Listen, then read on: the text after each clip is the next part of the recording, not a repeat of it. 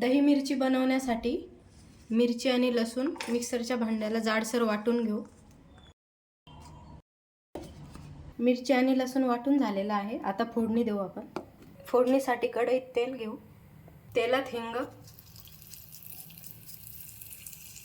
जिरे, मोहरी, आता मिरचीचा ठेचा टाकून घेऊ।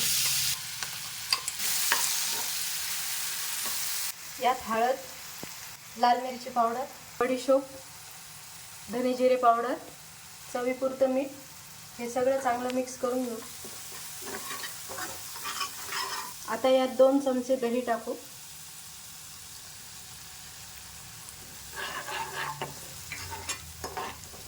दोन ते 3 मिनिटं छान परतून घेऊ। दही मिरची तयार आहे। आपण ती चपाती बरोबर किंवा भाकरी सोबत पण खाऊ शकतो।